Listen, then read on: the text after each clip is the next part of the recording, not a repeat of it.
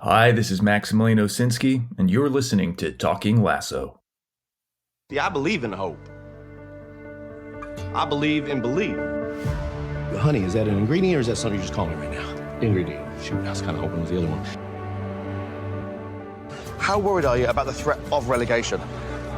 Well, Lloyd, right now I'm mostly concerned with the definition of relegation.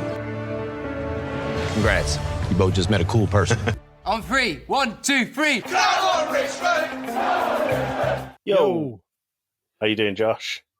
Doing well, Joey. How are you doing? I'm very, very well, thank you. I was just thinking when that intro music was playing, every single time it says, honey, is that an ingredient or what you're going to call me? Is this an ingredient? And you go, shoot, kind of wish it was the other one. Every time it makes me laugh. It's such a good line that I think went so under the radar. It's one of those jokes that for this podcast, especially every now and then, I'm like, I need to figure out a pet name for Joey. And then I just, in the 10 to 15 seconds we have after that line, I'm just panicking. I'm like, nope, just going to skip it. You could just call me Snuggums like you do off of recording. But then people know. Then people know. Oh, I'll cut that out. I won't cut that out. No, don't. So, Josh, we should, ever the professionals, it is ingrained in my memory now to ask you, can you provide us with a spoiler warning, please? I sure can. This episode of Talking Lasso contains spoilers for Ted Lasso seasons 1 and 2, but most importantly, Ted Lasso season 3 and episode 10, Mom City. But before we dive into this week's episode, Joey, it has finally happened. What's happened? It came in all caps. And we got a fan/listener email. Well, hey, it was something was slid to you across your desk is what happened. No, Ricky doesn't watch shows that closely. She's astonished at the things that I can recall where she's like, I thought it was fun. Like, yeah, but what about this line and this at like the 22-minute mark? And she's like, you're weird. I feel a bit like that sometimes. I normally just go off of your energy. That's why none of our scores have been anything lower than like a 7. So we got an email from Nick Arlt, who is our new best fan. He writes, when reviewing episode 10, did I say episode 10 in the spoiler warning? It should be episode 11, Mom City. So yeah, I think I said episode 10. So Nick's pulling all the weight here. Inadvertently pulling another correction here. Episode 11 spoiler warnings as well, Mom City. Nick writes, when reviewing episode 10, you were saying Rupert wasn't the owner of West Ham, but I'm sure he is. Your reference was to Bex buying the team from the Milk Sisters. That was Richmond. I'm assuming Rupert couldn't own the team because of the divorce rules. At Rebecca's father's funeral, Rupert gives those shares to Rebecca, quote unquote, kind of like a funeral present.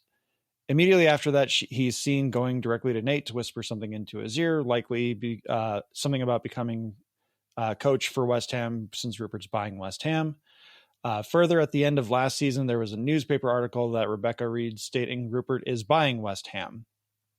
Enjoy the pod. Looking forward to the last couple episodes. Then he has a follow-up question. But as I was reading this, it immediately came back to me that, yes, that is exactly what happened. In a way to, again, kind of mind fuck Rebecca, Rupert bought the Milk Sisters shares of Richmond. And that's when Ted did the whole white knighting thing, because that's how Ted was able to wager Rupert just not showing up versus Rupert making the lineup for the rest of the season. Yeah. And that all just came flooding back to me. And yeah, Nick, you are absolutely right. Well done, Nick. And then he has a follow-up question here, statement. Have they definitively said this is the last season? They said the plan was 3 seasons, but haven't seen any of the creators definitively state before or during the season that this is it. Did I miss it? Nick, you have not missed it. I'm just going off that same assumption. There's a really good interview I think Brett Goldstein did with Jimmy Kimmel, where they're talking about how there's like this big emotional goodbye when they filmed the last scene. And Jimmy Kimmel makes a joke about how, like, if they have to come back, they went through this whole emotional rigmarole. And now they're just like, oh, hey, thought I'd never see you again. Do you know what Brett Goldstein's reaction to that was? Because I've not seen this interview. Well, yeah, that Brett Goldstein was the one who shared like the whole, like we had this big emotional goodbye, and then Jimmy Kimmel made the joke. Maybe next week I'll pull the sound clip and I'll play it. But for the most part, there's a section in this episode that I never wanted to believe it, but I do kind of think that we are tying up a knot here at the end of this next week's episode. But we'll come on to that. Yeah, we're definitely treading into like Scrubs season 8 territory where it's a very definitive ending, but they might try to screw something up in Scrubs season 9 it. We'll have a Ted Lasso series 4 where we've never heard of any of the staff or players, and it won't be funny or heartfelt in any way. Yep, but it'll still be called Ted Lasso. Okay, Josh, let's talk about the episode. We're going to follow our usual way of walking through it. We're going to break it up into we decided 4 main storylines. I think one of them, calling it a main storyline, is quite generous, but let's start with Jamie, Roy, and Keeley. What is going on here? What is going on here? That is Roy's question. There's some of the best face acting Brett Goldstein has done as Roy Kent in this storyline. Jamie's having this really weird press conference, which it seems like Roy has taken over the press conference duties. He's having a joint press conference with Sam, Jamie, and Roy. And Jamie's been named Player of the Month. Because he's leading the league in assists for the month. He also scored a goal. At that point, he starts having this really weird freak out where he's like, that was meant to be a pass. It shouldn't be counted. It's a fraudulent goal. He was asked by, and I'm really enjoying, I think his name's Marcus Adebayo, the new independent journalist. Yes, the new Trent. Yeah, so Roy asks for the question from him. He goes, "Oh, you better Trent." So he's asking for the question from Better Trent. And he says, "How does it make you feel?" And he says, "Well, it's just the team making me look good, really. And the goal shouldn't have been a goal. It should have been a pass. So I'm actually making the team look bad by doing it. So it makes me feel bad. It makes me feel bad, really." And then people are trying to back him up, but Jamie's not himself.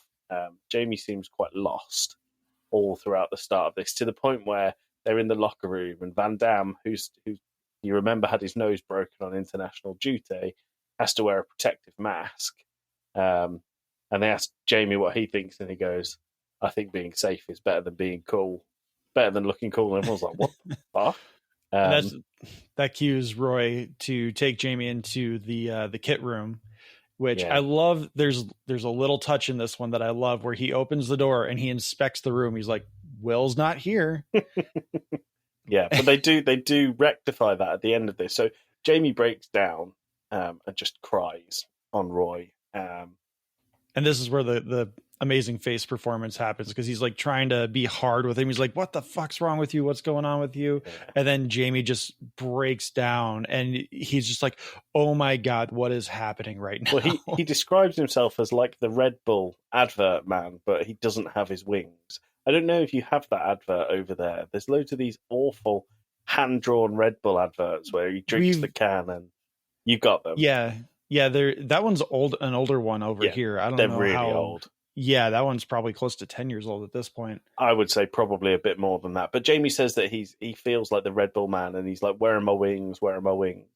And then he ends up hugging Roy, and Will walks in behind him, and Roy just goes, "You missed a good one, Will."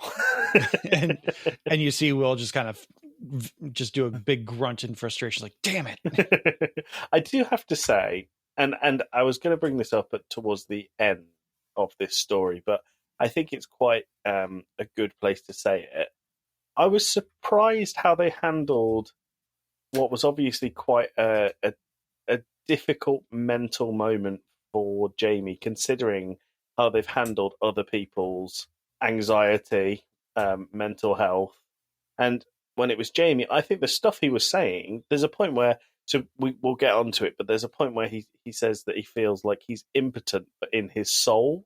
And I thought that was quite a descriptive way of describing feeling lost and anxious and depressed. But this whole story was treated a bit more like a joke compared to everyone else's. And I guess it's because they've already done the mental health anxiety story in Ted Lasso. They've probably done it to death. But it just caught me off guard that for everyone else it was handled very seriously and very much like, we will help this person. Whereas for Jamie, it was like, it's Jamie. Ha ha ha, we'll get over it. And he'll do a big funny cry, and then he'll sort himself out. It just took me back a little bit. Yeah, when he was describing it the way he was, I was genuinely concerned about him as a character and as a person.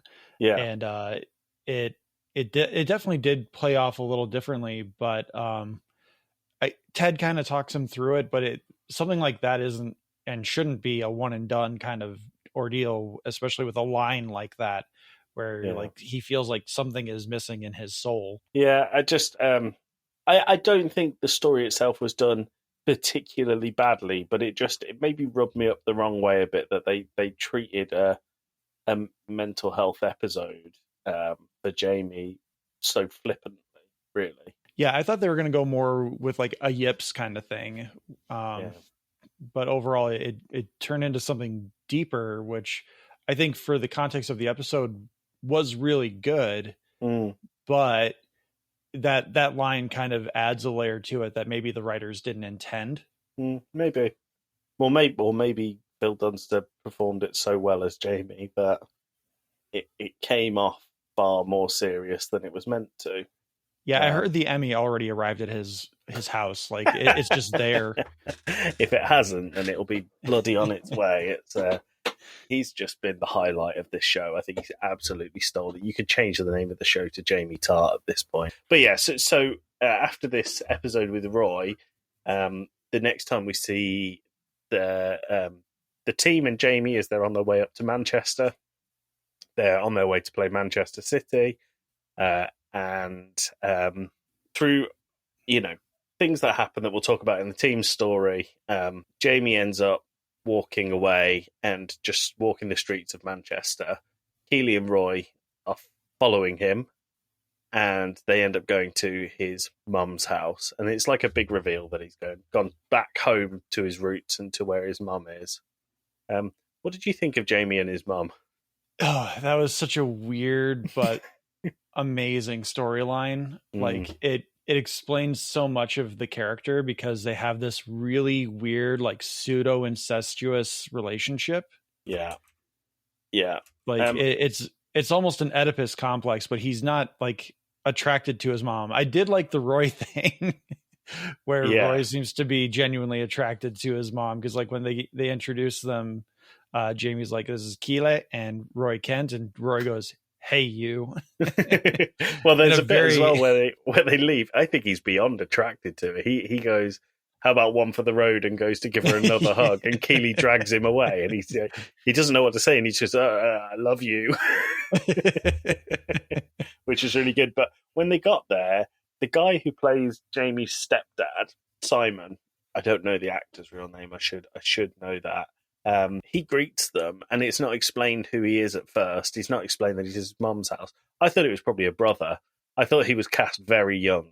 And I don't know whether it's just me being, us being dads and me still seeing myself as a whippersnapper, but I just thought he was cast quite young to be Jamie's very long-term stepdad. Yeah, I when he opened the door, I almost immediately felt like that had to be stepdad material because he's very anti Jamie's dad. Yeah, he's the other side of the coin. He's much more like homely. He cooks, he bakes. Steve Edge is the guy who plays Simon. Steve Edge. Yeah, I liked Steve Edge. I think he did very well. What was sorry, before you click off of where you are now, who played Jamie's mum? Leanne Best. Georgie.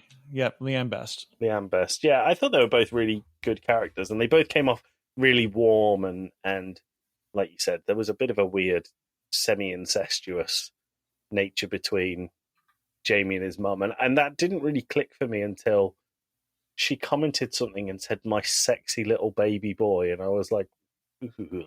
It was just a bit, made my skin crawl. But the whole point in having his mum there was Jamie's coming to terms with who his dad is, and the thing that he's missing in himself is he says that he did everything that he did on the pitch as a big fuck you to his dad, but now that he doesn't care anymore, what is he doing it for? What is his motivation to play well? And I think the speech between Jamie's mum and Jamie was really lovely until she called him sexy little baby boy, which made me gag a little bit. Yeah, no, I would not blame you there. Well, she says, go out there, prove them wrong, and be the best that you can be. Show them that they're wrong to hate you, basically, because he's back at his hometown club in Manchester for the first time. Yeah, since leaving for the reality show. And that's one thing we kind of glossed over, is that apparently Roy and Keeley are not back together. Yes. They hooked up, and we had this great moment between Roy and Rebecca where Roy's like, I did it. And Rebecca's like, good for you. And Keeley's like, hold on a second. Yeah. Let's put the brakes on this. One step forward, 3 steps back for what did we dub them? Royley. Well, we don't know that for sure, because there's a bit where Jamie and his strange sex thing with his mom is going on, where there's a great joke where Simon's showing Roy and Keeley around the house, and they go to Jamie's room, and there's a picture of a poster of Roy Kent on the wall, and he's like, fucking hell. And then they shut the door, and there's a poster of Keeley topless with footballs covering her up next to it. And they're sat on the bed, and they have a bit of a heart-to-heart, and Roy says, I don't want to be friends. I want to be more than friends. And just as Keeley goes to say what she's going to say, Jamie comes in and is like, right, it's time to go. We've got to get back before curfew. So I genuinely don't know which way this is going to go. I think the signs are pointing to not positive for Royley. However, I wouldn't be surprised if they ended up together again. Yeah, I feel like it's more Keeley needs better closure with Jack, and maybe that'll be next week, because they have mentioned Jack a couple of times previously throughout this episode, or not this episode, but last episode and the episode prior. So it feels like they are doing kind of what you predicted, where Jack's going to show up and they're going to be together in some fashion, whether it be romantically or just like in an embrace, like they're going to hug something out, or they're finally like, okay, Jack is officially gone, whatever. And then Jack shows up and it's like, fuck. Royley aside, Jamie's strange incestuous relationship with his mum aside, I guess it's quite a natural point to move into to talk about the match, because we need to talk about that before what happens after the match. Yes. And I will say that with the way this show goes, just before we really dive into a little bit more deeply, I had no idea which way the show was going to go with the match, because I know the whole point of this season is building towards winning the whole damn thing, but it's Ted Lasso. Sometimes things don't go the way that the fairy tale stories go. So they have things don't tend to, like the end of the first series where they got relegated was like, whoa, hold on, what's going on here? Yeah. And they get an early lead, and then you think like, oh, maybe something's going to happen. They're going to tie, because somehow they're on a 15-game winning streak, even though every time we see Van Damme, sorry if you heard the cat. That's okay. It was the dog last week. The cat's getting involved this week. Yeah, Levi's the talker of all the cats. He's every time they show a game in an episode, it seems like whenever they show Van Damme, something bad happens. So if they show Van Damme, I'm like, oh God, they're scoring. It's almost like when I'm watching baseball or football, and a player that I know who is bad, like for the White Sox right now, since it's baseball season, when the White Sox put in Reynaldo Lopez to pitch, I know it's either going to be a strikeout inning where he's not going to give up a hit, a home run, anything, or he's going to stay in too long and he's going to just have 3 bad pitches in a row and give up like 3 straight home runs. Yeah. Well, but there's a thing with, so just let's rewind a little bit on the team. Like we said, Van Damme is wearing this protective mask. So much was made of this protective mask throughout the episode. I feel like, and what Josh is saying about Van Damme being shown is because he is shown a lot, and he seems to be turned into Superman this episode, and he's saving shots left, right, and center. But the commentators and the players keep going back to how ugly his mask is. Is the insinuation here that his mask is giving him super goalkeeper powers? What was that about? It has to be that the mask is some kind of like lucky charm. I don't know. It was really weird and did not land with me. No, I didn't care for it either because, among other things, Richard Hamilton was a famous NBA player that played probably half of his career with face protector. He broke his nose one day and came back a couple weeks later with the face protector, and he just never stopped wearing it. And like it seemed normal and fine to me, but they decided to make a big deal out of it in this episode, and I thought it was really weird. Like, oh yeah, safety precautions. How dare he? Yeah, it is a thing that players wear when they're injured, and they can carry on. So there was a goalkeeper for Chelsea and then later Arsenal called Petr Cech, injured himself. I think he collided with the post and got a really serious head injury. And ever since then, he wore it looks a bit like a helmet, but it's a padded helmet. It looks a bit like an old rugby style helmet. Okay. And it became like a bit of a signature look of his. And it was weird to see Petr Cech wwithout his protective helmet on. But no one ever bats an eyelid and says, "Oh, that helmet is what gave him his ability to be a really good goalkeeper." I didn't get where that came from. Yeah, I don't know. There's an insinuation that the broken nose maybe was worse than it was because Van Damme said that if he doesn't wear it, he could die. It's a bit of a strange one for a bit of a throwaway gag, like we said last week. That to come back and then make such a big deal of it, and make such a big deal of it.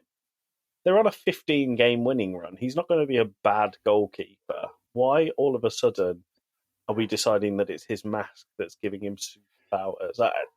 I might be being quite finicky here, but it bothered me for quite a lot of this episode. Yeah, I think it was just meant to be a joke that never quite landed, at least not for you or me. Yeah, but when someone tells a joke and you don't laugh the first time, and then they tell it again and you don't laugh the second time, and then if they tell it again the third time, they expect you to laugh. That was kind of how that felt.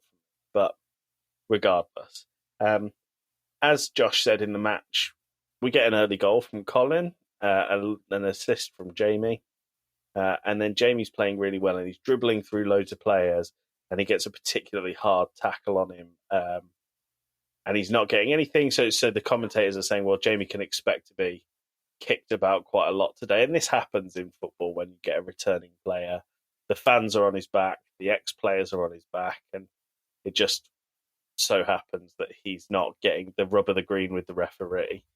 And it ends up with Man City trying to score a goal and Jamie doing the most acrobatic goal line clearance you've ever seen, and injuring himself in the process. Yeah, and wasn't there like 8 minutes left in the match at that point too? Yeah, there was. It was so little that Jamie decides he's going to try and carry on, and then decides it's not worth it and lies down on the pitch and gets treatment on the side of the pitch. And Beard and Roy are like, let's sub him off. He's not fit to play. Let's make sure that we can finish the game with 11 men. But Ted keeps delaying it and delaying it and delaying it because he wants to know if Jamie feels that he can carry on. And we get a really lovely moment between Jamie and Ted. I was going to call him Teddy. I don't know what came over me then. Maybe I'm too affectionate with Jason Sudeikis. Jamie and Teddy have this lovely moment, Josh, that I was wondering if you could walk us through a little bit. So Ted is having this moment of genius where so before I get into this, actually, even though I'm now 100% a football fan, whatever, I'm football mad now, as we've discussed off air. If you get subbed out in a football match, does that mean you're done for the game? Yeah, you can't go back. Okay, so that was the context I was missing. So you get, in a game, you get 5 substitutions. You're allowed 9 players on the bench, 5 substitutions. This is 5 substitutions as of this year. It used to be 3. But you have to make those 5 substitutions within 3 stoppages. So if you do 1 sub, stop the game, 1 sub, stop the game, 1 sub, stop the game, you can't make the extra 2. You would have to do like 2-2-1 or 3-1-1 or 5 all in one if you wanted to. But once they're off, they're not back on. They're gone. Okay. So because of this, Ted is not wanting to take Jamie out of the match yet. He wants to see if Jamie can go, which we get a great line from Roy where he says, I played all the time. And then Beard from the background says, you can't walk upstairs. Yeah, that was good. I really enjoyed that. So they're basically just giving Jamie treatment on the sideline until they can determine whether or not he can go back into the match. And Ted goes and checks on him after they've played a few minutes without him. And Jamie keeps looking back at the crowd, and Ted clocks it and asks, like, who are you looking for? What's going on? He's like, I can't find my dad. And like the tone of his voice is really that of like concern. Like he is now worried that something may have happened to his dad because he doesn't hear him heckling him. And that leads to Ted going down this rabbit hole of, why don't you forgive him eventually? And Jamie's like, why the hell would I forgive him? And he's like, you don't forgive people for them. You forgive them for yourself. Because when you let go of that, then it's on them to make things better. And that kind of hits Jamie in a spot. They finish a little bit of treatment, and Ted says, oh, you pep talk do something for you? He's like, well, I think it's more the adrenaline and the painkillers, but yeah, it helped. But before we move on to that bit, he says, if you could see your dad now, what would you say to him? Oh, and yeah, Jamie says, he says, fuck you. And Ted is not surprised by that at all. And then he says, but also I would say thank you. And he doesn't elaborate on it. He doesn't need to elaborate on it. It's for making him who he is today, even though he did it in an awful way. And that comes into play a little bit later, and we'll talk about that. But adrenaline and painkillers have kicked in, and Jamie is good to go. He is on the pitch. He's obviously still a little bit hurt, but he's there, and he's winding up the Man City fans, and he's his motivation switches from being anti his dad to being the best player on the pitch, to the point where he's happy to wind up every single of his opposition fans that he used to play for. But I really liked that they didn't need to. Richmond could have had a slender 1-0 lead, but they ended up with Jamie Tart scoring a really excellent solo goal and then immediately getting substituted off. And the interesting thing about this was he got a standing ovation from the Manchester City fans, which very, very, very rarely happens. I can only think of one instance I've ever seen where opposition fans applaud often an opposition player, and that is one of Lionel Messi against Real Betis, because he just played the game of his life, and it's like the best thing that the opposition fans have ever seen, that they had to appreciate it. So it's a very rare thing for that to happen. Mm-hmm. One of the things in that moment too, where Jamie scores the goal, is we never see the ball. Like once they come up before he shoots the shot, we just see Jamie's face. He's doing the motions and everything, but the shot never moves from Jamie. We hear the ball get kicked. You hear the boom. You hear the net swish. You hear the roar of the crowd, but we never see the ball go in. It's all announcing and Phil Dunster's acting, and it's just great stuff. It's because seeing the shot go in is not important. It's seeing Jamie realize his potential and going through with it is just really, really great visual storytelling. And then, so after, basically, as soon as he's subbed off and had his standing ovation, the game ends, and it means that Richmond are down to the last game of the season with a chance to win the title. They're just 1 point behind Manchester City, with a game each to play. And then we get my least favourite moment of all of the series in this one section. And I would even go as far as to say I hated this more than I hated the psychic thing right at the start of the season. Wow. Or how about the beard on a scale of Beard episode? I would rather watch the Beard episode than see this happen again. Wow. So we've never had a Premier League manager. We've had referees, we've had ex-players, we've had pundits in Ted Lasso, but we've never had a current Premier League manager in the show. until now, and it had to be Pep Guardiola, who most people would regard as the best coach in the world. I think he is someone who can buy his way to success.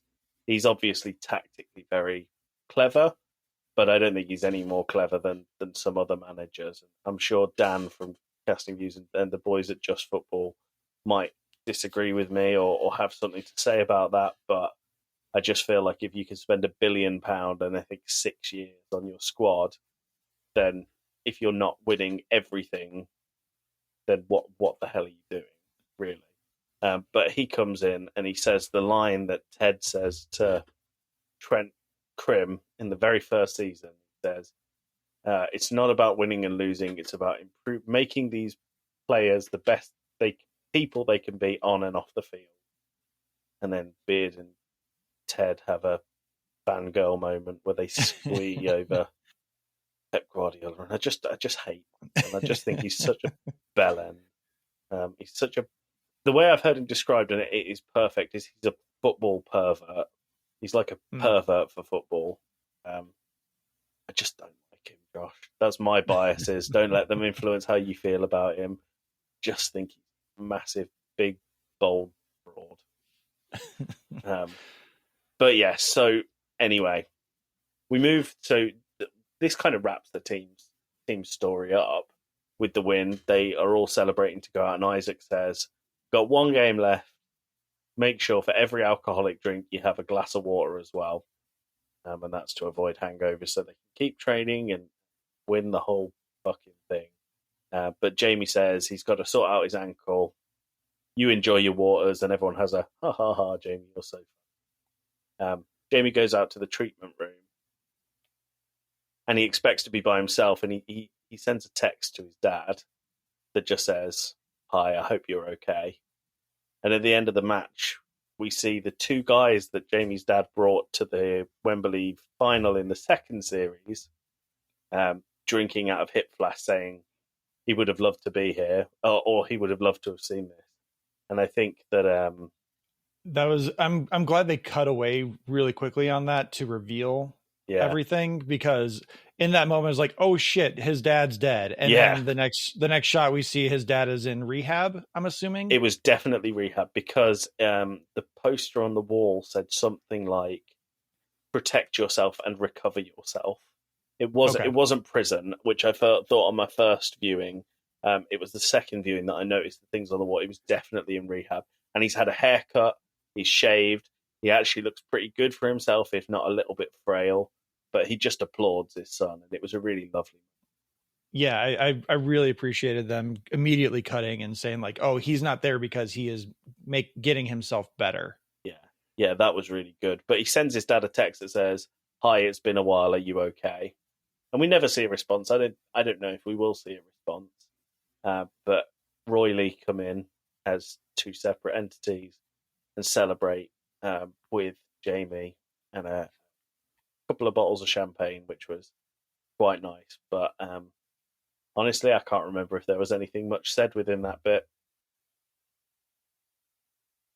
I think it just was I don't think there was. Yeah, it's just them like laughing and having fun and being a little found family together. Yeah, it was good. Yeah. So how quickly do you think I can break down Nate's story? Very quickly. I believe in you. Like, I'll let you lead this because I tend to waffle. So the floor's yours, Josh. So Nate's storyline kicks off with Colin, Isaac, and was it Danny Rojas? No, I think wasn't it Will? Oh, it was Will. Yeah, because that makes more sense. Colin, Isaac, they're the ones that picked on Nate, and then Will is the one who got picked on by Nate. So that's what makes the most sense for them to be there. They ask where Nate is, and Nate's girlfriend Jade shows up, which I need to not say that because she is a person. She's not just Nate's girlfriend. But for the clarification of where she is within this whole story, at this moment in time, she is Nate's girlfriend Jade. Yes, and she is. They came into Taste of Athens to find Nate because they heard a rumor that he's working there, and Jade says, "Who?" And then Nate pops up from behind out of nowhere. He's like, "Hey, look what I found!" And like, "Oh, it's these guys. We're what are you guys doing here? And they say that they want him back at Richmond. They took a team vote and everyone is ready and willing to bring him back. And Nate's really taken aback by it, and he's really appreciative. And he says, "Oh, Ted even approved it?" He's like, "Well, we haven't said anything to Ted yet, and we just wanted to know if you wanted to come back first before we brought it to Ted." And that's when Nate kind of recoils, and he's like, "Oh, well, if Ted doesn't know yet, I don't want to blindside him, and I'm not emotionally ready for this yet." So he says, "Thanks, but no thanks. I'm happy here. I'm working with my girlfriend." And he points over to the counter, which I love this bit where every time he's like, "Oh, my girlfriend works here." And then Jade's just vanished. She's gone. Yeah. Like Batman. Yeah. Just gone. But maybe that is a bit of a nod to what you were saying. She's not Nate's girlfriend, because every time he points to his girlfriend, there's no one there. I don't know. Maybe I'm reading too much into it. But from now on, we'll call her Jade. Yes. Do our best. Excuse me. So Jade and Nate have a heart-to-heart when they're done with work, and she's like, you're a coach, you need to be a coach. He's like, "Oh, but I like working with you, and the season's almost done anyway. I promise I'll start looking for work once the season's over." So Jade's like, "Okay, fine." And then they go back to work, and Nate's just, I can't tell if he's annoying her or if she's just like, this isn't what he's meant to do. It's kind of a weird mixture of both, maybe. I think with the character that Jade is, it's very hard to tell whether she is annoyed or not. I got the feeling that this was irritating her, that he was always around. But like you said, it could just be out of concern for Nate being who he really is, rather than a waiter. Squandering his potential kind of thing in a different way than his dad treated him. But it gets to a point where she goes to the manager of the restaurant, who apparently has a drug addiction. They make that very clear in this episode. What gave that away? I think it was the Coke tray. Yeah, the massive Coke tray, and the fact that he was rubbing his nose every 2 seconds. But he reveals that Jade has threatened to acknowledge the authorities to his dealings, and if he doesn't fire Nate. So Nate gets let go, and he decides he's going to write a paper to Ted to apologize and try to get his way back in. Ted becomes aware of this, and he asks Coach Beard what he thinks if they brought Nate back, and Beard is very against it. He's like, "If you bring that Judas back, I will burn this place to the ground." Yeah. And Roy, but the thing is, Roy was like, "Bring him back. He's really good at the things that I'm not good at." Which, if we have time to get into speculation, that leads into my prediction for how this thing's going to end. Okay. Joint managers. Is that all I'm saying? I think either joint managers or Roy gets the managerial title and Nate is his right-hand man. So there's my prediction. There you go. We did speed running this, Josh.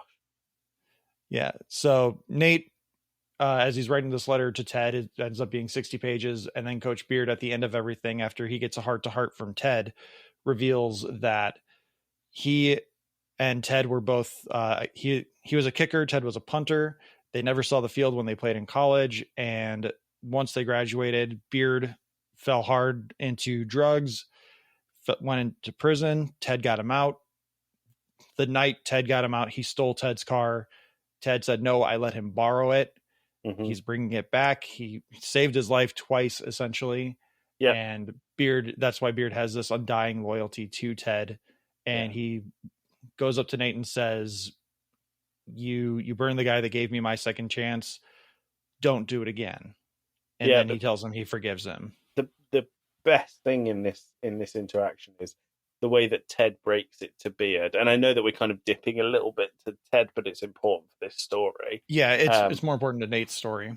So Ted tries to show Beard the video that Beard and Roy showed the team when they played West Ham of Nate's end of season 2 meltdown, where he tears up the Believe sign and leaves it on the desk. And it turns out that while the team was celebrating, Nate had to hide under the table for 3 hours. And then when he thought they were done, the cleaning crew came in and he was under there for another 2 hours. And then when he thought he could get out, the door was locked and he had to fall out the window, essentially. And Ted says to Beard, I hope that all of us or none of us are judged by the actions of our weakest moments, but rather the strength we show if, when and if we are ever given a second chance. And that's what makes Beard go, fuck, and show this this second chance and this affection towards. No, affection is the wrong word, but this acceptance that Nate belongs back at Richmond. Really. Mm-hmm. Yeah, so and that's kind of Nate's story. So next week, Nate's back for the final game of the season, and we'll see what kind of effect that has because, as we'll get into here in a minute, this episode leaves off on a little bit of a cliffhanger. Yeah. Who do we think the final game of the season's against? Are we assuming it's West Ham?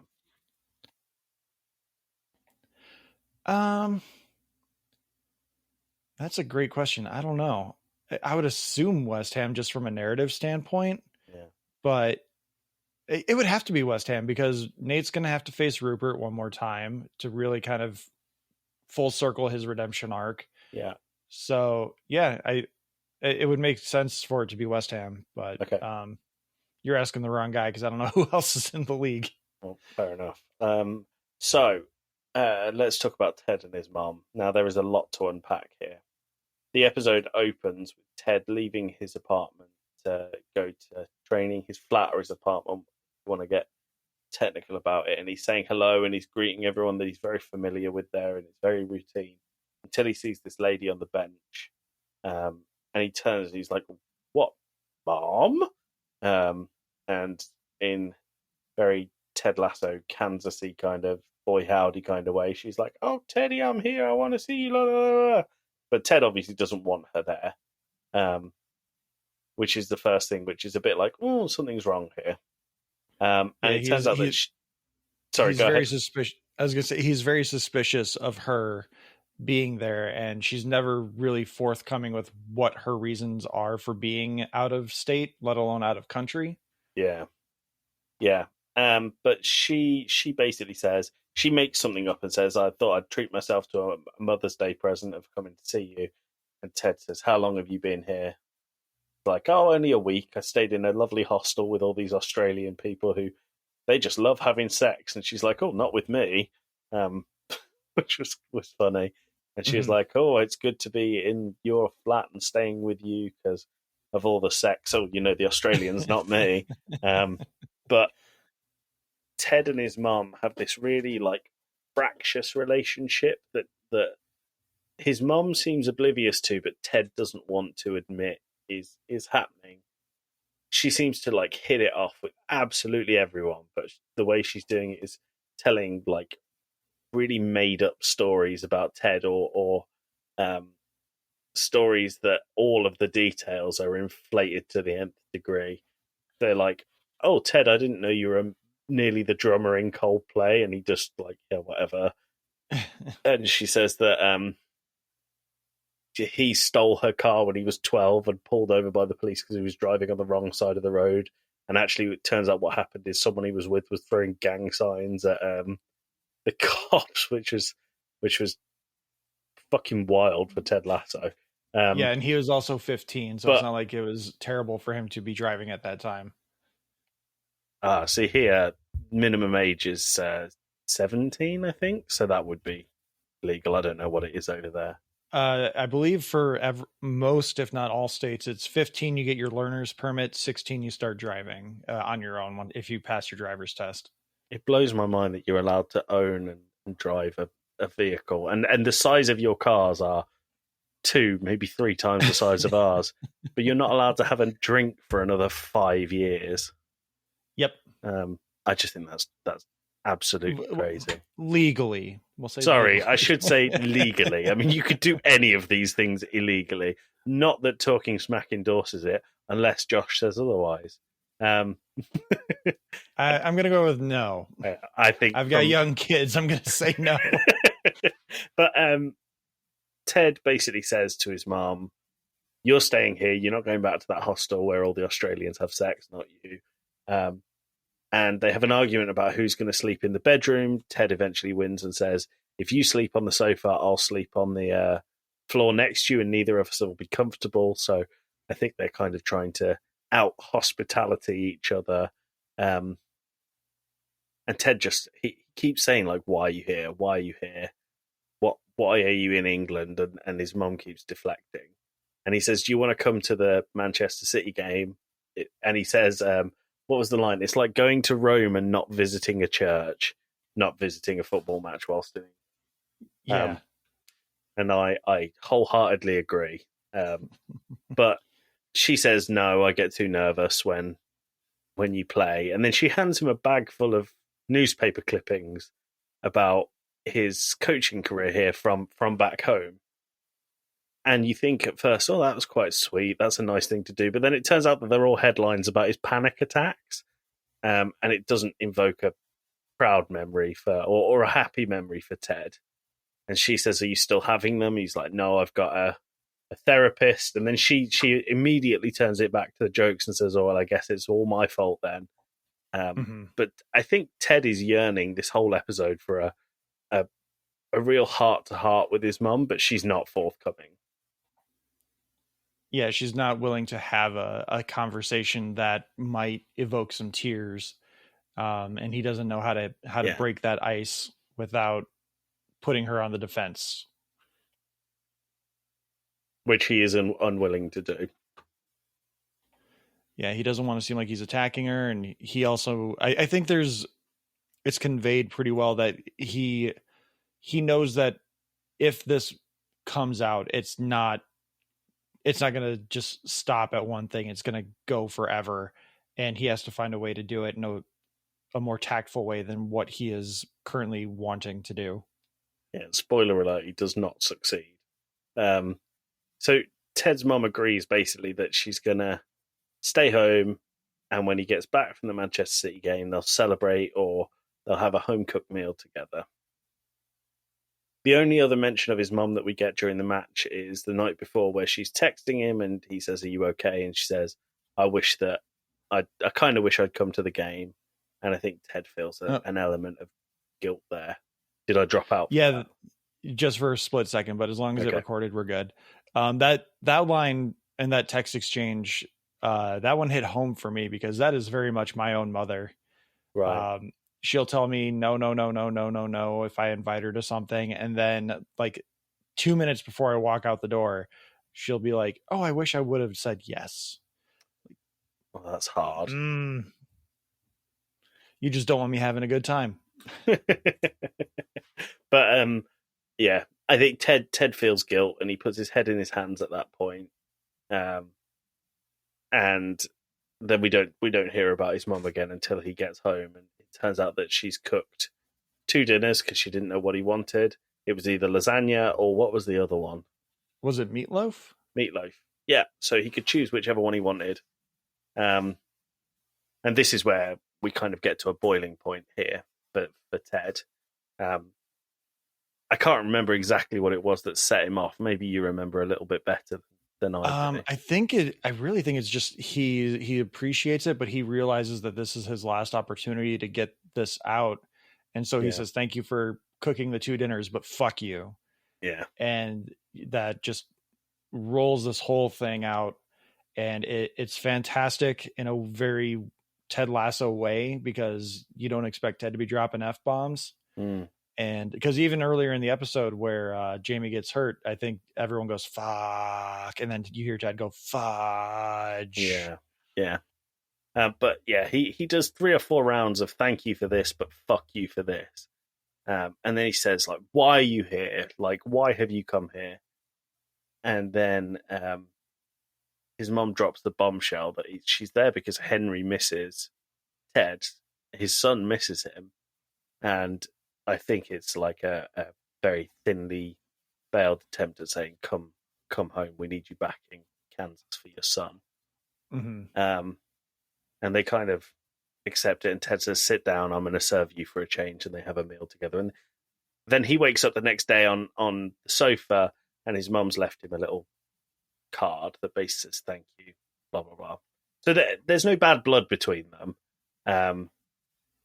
But it was just that kind of confrontation needed to happen before they can move on from what has been some really traumatic shit going on with his mom and his dad, and dad's suicide. Yeah, and his mom acknowledges that the therapist must be working really well if he was able to come out and talk to her the way that he did. Yeah, I thought that was a really good line. Don't bring her into this. Yeah, I thought that was a really, really good line. But we then finish out with Rebecca in Ted's office. And yeah, so before we get into this, okay. I find that really interesting that last week's episode 10, basically played out the same, but in reverse for season 1's finale. And now this week's episode, again, flipped, where they're in opposite positions, kind of plays out the same as season 2's finale. Yeah, so I wanted to ask you a question on this, but I'll ask it you in a second. Basically, Rebecca's in Ted's office and she says, well, it's that time of year where I drop a truth bomb on you and we have some major reveal. And they're very almost breaking the fourth wall for it's that time where everything explodes just before the end of the season and then we have time to fix it. And I know in season 1, the bombshell was, I have been lying to you and sabotaging you at every minute. I can't for the life of me remember what Rebecca's bombshell is at the end of season 2. She didn't reveal to Ted that she'd been dating Sam, right? Nope. That was to Sassy, Keely and her mum and Sassy's daughter. Yeah. What was the bombshell to Ted in season 2? I even looked it up before this and I couldn't find anything. I mean, I could have watched the episode, but I didn't have enough prep time for that. So yeah, no, Nick, get on it. Yeah, Nick, let us know. Our honorary third host of Talking Lasso. I'll do some watching before next week, and I'll come up with a definitive answer of what the bombshell was, because I'm sure there was some. But Rebecca says it's that time where I drop a bombshell on you. But was it that Rupert bought West Ham? I don't know. I don't think so. I don't know if that would be a bombshell. Like a bombshell. Anyway, we'll find out. Maybe it was that. But she says, the bombshell is I don't have anything to drop a bombshell on you. And then Ted says, oh, that's good. I guess that's a bombshell in itself. No news. Actually, I have a bombshell to drop on you. And then the episode cuts. The insinuation being that Ted's going to say, after the next game, I'm done. I'm out of here. I need to go back to Henry. Yep. Yeah. And so you had a question for me before we get into anything else. I'll let you ask the question. Oh, it was what was the bombshell? Oh, gotcha. Yeah. This played out so well because this last week, you and I, or especially me, last week we were talking about how we don't think Tebecca is a thing, Red, whatever you want to call them. And I put out a tweet where I was like, I'm jinxing this, but let's see what happens. And so I put out, because I saw there's a shot of Ted and Rebecca sitting near each other while they're watching the movie for the team night. And the Tebecca crowd was like, oh, it's going to happen. Look at how close they're sitting to each other. They're right next to each other. Clearly the body language is there, even though they're just looking forward, watching a film. And I'm like, this isn't happening. Narratively, this makes no sense. This makes as much sense as Jackie and Fez at the end of That 70s Show. There's no narrative reason for it. It's just something that the fans wanted. And that's That 70s Show creators were like, well, we're not coming back, so let's just have it happen. And we had a few people actually come back and say, yeah, it makes no sense. And then there was a couple other people that were like, oh, look at these idiots not seeing the things that we see. And so as the scene was playing out, I was just like, Jesus Christ, this is where it happens, isn't it? There's like this tension where Rebecca's just like, I have something to tell you, or there's a bombshell that usually gets dropped in this moment. And I'm just like, she's just going to say, I love you, isn't she? It's just going to come out of nowhere and she's going to say, I love you. And it's going to screw everything up because I jinxed it earlier today. And thankfully that didn't happen. Listener, you can't see how joyful that Josh is that these Ted Becker stands who called him an idiot were so wrong. And And Josh, it got to the point where Josh sent me screenshots of one of them and said, "Well, I'm keeping receipts on this. I'm keeping receipts. You better believe it. I'm not vindictive enough that I'm going to like call them out for their bullshit, but I am vindictive enough that I'm going to keep receipts. And if they ever call me out on something else, I'm going to be like, well, you said this. Yeah, fuck you, miscellaneous Twitter user. But there was a scene in this that we didn't talk about that I thought was really lovely, and actually I wanted to mention. They're at the pub, Ted, his mum and Beard, and Ted's talking to May about his mum and parents. And May, the bartender, just reads the whole of a poem called This Be the Verse by Philip Larkin. And Josh, if you don't mind me just running through it, it's not a very long one, but I think that it's, I just think it was quite apt in the moment and really well done by the actors there. Oh yeah, have at it. So they said, they fuck you up, your mum and dad. They may not mean to, but they do. They fill you with the faults they had and so add some extra just for you. But they were fucked up in their turn by fools in old style hats and coats, who half the time were soppy stern and half at each other's throats. Man hands on misery to man, and it deepens like a coastal shelf. Get out early as you can, and don't have kids yourself. And then she just smiles and walks away, and Ted like looks over and he's like, "Oh well, joy," which I thought was really good. But so good time to ask you, Josh. Scores out of 10. What did you think of the episode?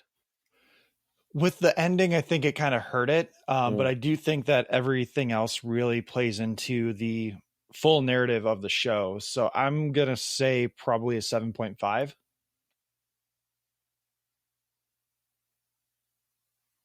Just because I think the ending really... Sorry, you cut out for quite a lot of that. Oh. All right. Just give me the score. I think I got the gist of it, but just the score. 7.5, just because I think that cliffhanger, leaving it for the next week, I hate when they do that. So I just, it pulls me back. I'd probably give it an 8 if it weren't for that ending, but 7.5. I would have given it an 8 if it wasn't Pep Guardiola in there. So I'm going to agree with you and use my disdain of the big Spanish bold fraud to knock it down a peg. So yeah, 7.5. I'm happy to agree with you, Josh. All right. So I do have a fun story for you. All right, let's get into it. Spurs fans, you might want to just skip right to the end here because it's quite painful for you. But Josh, I want you to cast your... Sorry, Dan. I mean, I was trying to say that without saying that, but sorry, Dan. Just skip this one. Josh, cast your mind back to 2006, where the sun was shining and everything was good and no one thought Donald Trump would be in president at that point. The Simpsons at did. the end of the season, we have... Well, yeah, sorry, the Simpsons did, but no one else. And we have the end of the football season and one game to go. Tottenham are ahead of Arsenal for the Champions League place. They are on course to get fourth place, and for the first time since the 60s, play in European competition. Sorry, the highest tier of the European competition. They have one game to go, and it's against West Ham. No correlation to Nate Shelley's West Ham intended. They're staying at a hotel called the Marriott Hotel in London. West Ham and Tottenham is still a fairly local derby. Both are London teams, but it's not as fierce as Arsenal and Tottenham. So if Arsenal better Tottenham's result, so what this means, if Arsenal win and Tottenham draw or lose, Arsenal will get in the Champions League. If both teams draw, it'll be Tottenham that get in. But if Arsenal lose, Tottenham will definitely get in. So the Tottenham team are staying in the Marriott Hotel.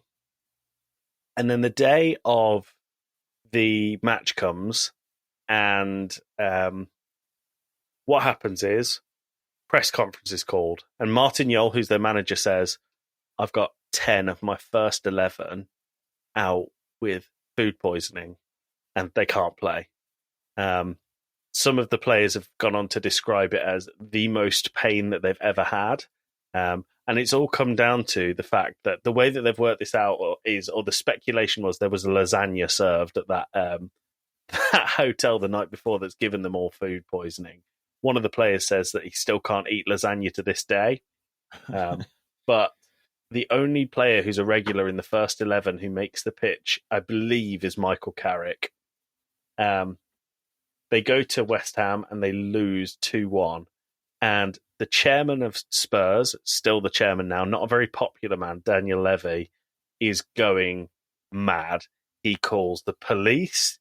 He calls the Premier League. He looked to get the game postponed so that they would play later. West Ham actually agreed to this, but it would have to be after their FA Cup final. And the Premier League said this is the final day of the season. It's always done at the same time, on the same day. So, no, not happening. He looked to sue everyone involved. And, Daniel Levy looked to sue everyone involved. And, so there were police at the Marriott Hotel investigating the staff. They believed that the chef was an Arsenal fan and may have intentionally poisoned Tottenham. But what had actually happened is all of the squad had ended up catching norovirus and were just so ill that they couldn't play. My favourite member of the squad, and I can't remember his name, I think it's something like Johnny Jackson, something really generic like that. He never played for Spurs. He said he got a call. He wasn't included in the match squad. He got a call that morning and said, all of the players are injured. We need you to play. And he said, I went and played, but I was so hungover that I don't even remember what was going on. The added kick in the stomach for Spurs fans was the scorer of the winning goal was Yossi Benayoun, who had played for just about every other London club, so was very incentivized to beat Spurs. But it turned out that Arsenal won and Spurs missed out on the Champions League. And to this day, people call that Lasagna Gate, and it's very, very poorly recognised in some parts of London and very fondly remembered in others. The way that story started, it reminded me of the, I don't know if you guys are familiar with the flu game with Michael Jordan. I think you might have mentioned it. I think it was game 5 of the 1997 NBA Finals, where Michael Jordan played with flu-like symptoms. And Michael Jordan, to this day, says it was food poisoning. He had ordered pizza the night before. He was having like a poker match in his hotel room, and he was the only one that ate the pizza. And he figures that somehow the delivery people knew who it was that ordered the pizza, and they were trying to get the Jazz to win that game. So they threw a little extra something on there, and Jordan was the only one that actually ate the pizza. Well, he's the only one that was exuding symptoms. May have been inspired by it, but yeah, Lasagna Gate is a fun one to look into if you don't support Tottenham. All right, well, Joey, we have passed the hour mark, so it is time to get going. You can follow us on Twitter at Talking Smack Pod. You can email us at tsmackpod@gmail.com, just like Nick did. And Nick, hopefully you reach out again and let us know what that other bombshell was, and maybe you and Joey can come to a consensus on what that was. But thank you again, Nick, for your email. Hopefully. He signed it off as a fellow Packers fan, so go Pack, go in that sense as well, Nick. You can also follow us on what other Instagram. We're also on Hive Social. We are on Post News, Facebook. We have a YouTube channel. The Discord. We have a Discord. Joey, where can people find you? Usually on Talking Smack's Discord, but you can also listen to my other podcast, the Game Club Pod, where we have a number of shows. Two Blokes from Blighty is Tim, my brother, and I shooting the shit every week. Between Two Pods is Slade, our other co-host's solo project, where he interviews other podcasts. And then the main show is the Game Club Pod, where we have a book club style fortnightly meeting about video games. It's good fun. Yeah, your most recent episode about Spec Ops: The Line was really interesting. I appreciated the 45-minute preamble. That was a lot of fun. Well, you'll find out if you listen to Game Club Pod is we started off doing whole hour episodes about games, and now we do 45-minute preambles, 20 minutes in the game, and then 40-minute post-ambles. So, It's good times. I mean, you guys had a good excuse. It was 2 years, celebrating 2 years of the podcast. So congratulations on 2 years of that. Thanks very much. I mean, we don't have an excuse for the rest of them, I've got to tell you, Josh. Amblepod, that's all we need. Amblepod, yeah. Anyway, Josh, let's hear that inspirational quote from Ted. Be curious, not judgmental. Beautiful. Walt Whitman. Now scram, whistle, whistle. Scram! Whistle! Whistle! 1,